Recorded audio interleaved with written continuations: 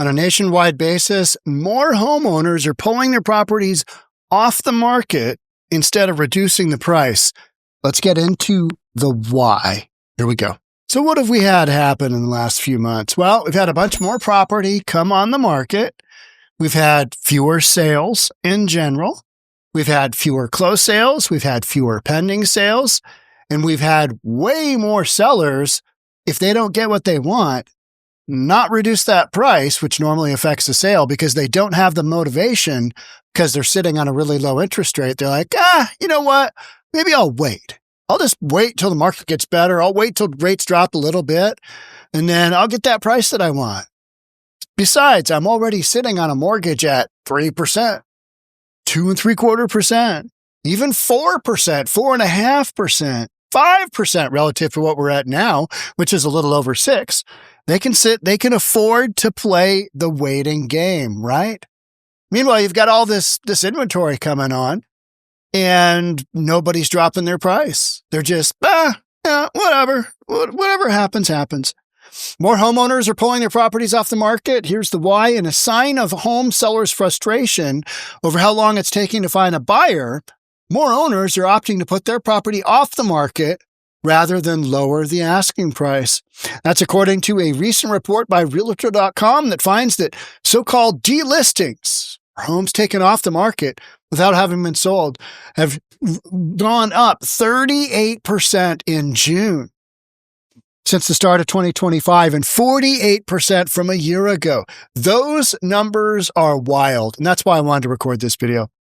Because this is a really interesting phenomena.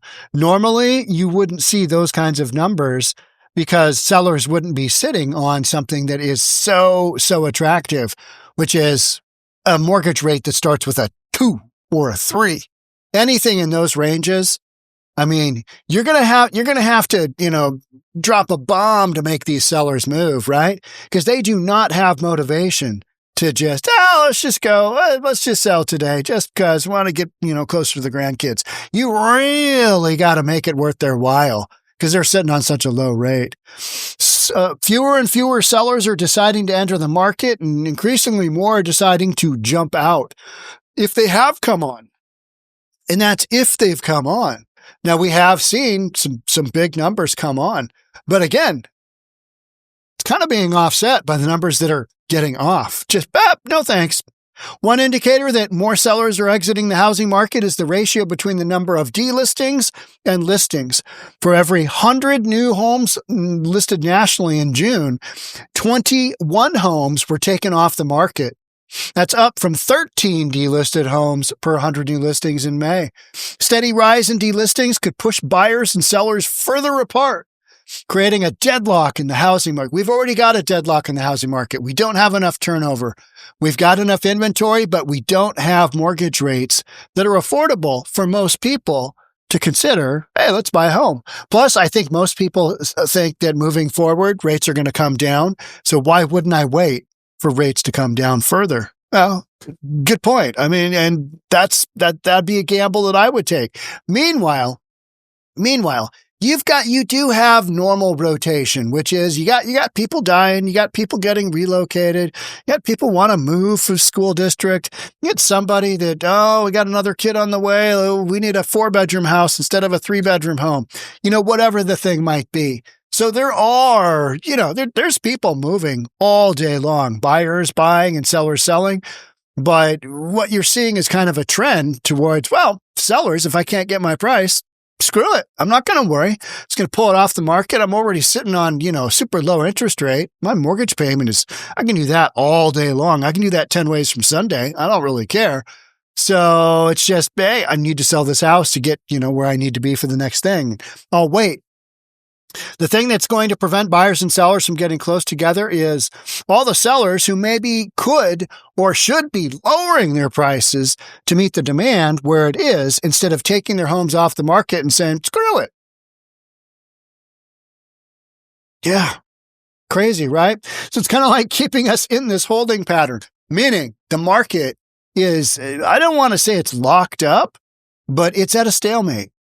It's definitely at a stalemate. Your numbers, you're consistently seeing, your pending sales numbers drop. You're consistently seeing your closed sales numbers drop. I mean, that's a nationwide trend. So the trend comes as the supply of homes for sale begins to grow in certain U.S. regions, causing prices in those areas to drop. Number of homes for sale in July surged nearly 25%. Despite the rise in housing inventory, home sales around the U.S. remain relatively stagnant. We don't have the volume of sales that we normally have in a marketplace. With steep prices, let's talk about that for a second. We got, during the Biden era, we had housing prices spike so out of control that so many folks can't afford a home. And they're really dependent on mortgage rates to get into a home. So unless your mortgage rate has a 5 in front of it, they can't afford to do it because your pricing has gone so high up, especially West Coast, Best Coast, right? Washington, Oregon, and California. Just like, what? You're paying what for what? And high-risk mortgage rates continuing to deter many home buyers. These mortgage rates are not high. 12, 13, 14% is high. Yeah. 12 down to 10, down to 8. Yeah. I watched all those as a kid, as an appraiser, kind of growing up. It was like, wow, we're going to have one more refinance boom come through. Because every 6 months, those rates would drop because they were up as high as 20, 21%. Then they just started coming down. And as they started coming down, we had a refinance boom every 2 points, right? Just, we're coming back to refinance. Marry the house, not the mortgage. You can always refinance it later, right? Isn't that what everybody always says? Get you into a house now. Get you into a house with a 50-year mortgage. You seen what you got to pay total interest on one of those bad boys? It's not great. It is not great. So despite the rise in inventory, home sales around the U.S. remain stagnant. No hurry to sell. When homeowners are eager to sell a property, they typically lower the price, get it offloaded quicker. However, those who are not up against the same time constraints, I got a low rate, just going to sit on it. May be willing to wait it out longer, especially if they're benefiting from a favorable mortgage rate. And that's exactly what you've got going on, right? Maybe you're locked into payments that are relatively affordable for you. You would prefer to sell, but not at a price that you're not comfortable with. You can wait it out. I'm in no hurry. The market doesn't give it to me now. I'll just pull it off. We'll see where we go. Another factor is playing into the delisting trend. Surge in housing prices during the COVID-19 pandemic, when the housing market was red hot. As newly remote workers flocked to areas like Austin, Texas, home prices rose at record levels, giving sellers a chance to cash in. While the market has since cooled substantially, sellers' pricing expectations have been slower to catch up.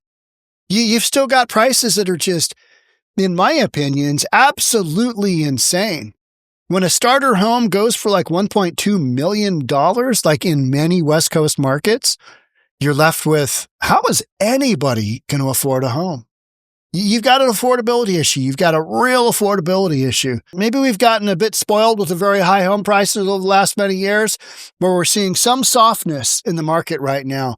You know what I think happens, though, is I think you're going to have interest rates drop. And I think this coming spring, you're going to have a feeding frenzy because you're going to have rates drop down into the just under 6%. I think inflation will have cooled off enough. And I think we've got enough headwinds coming in that indicate, maybe we might have a recession. Things aren't going great. The indicators are down. They're going to see a whole bunch of that. And then that's when mortgage rates drop. And we need a good old-fashioned recession to get the U.S. housing industry back on its feet, right? But you got to remember, what we're dealing with right now is the after effects of the pandemic, of the Inflation Reduction Act, which actually caused inflation to go up to 9.5%. We're still dealing with that cooling off because when you dump a few $1 trillion into the economy in a red hot, already overheated market, guess what happens? You got it. Inflation to the moon. Remember when we were told, hey, all this spending, the spending package, Inflation Reduction Act, a bunch of other horse crap like that it was going to bring pricing and it was going to bring that inflation was only going to be transitory? Remember when they told us it was, it's just going to be in between, transitory, temporary? We're still dealing with that, aren't we? We're still dealing with that. That's why your mortgage rates are as high as they are, because inflation has not backed down.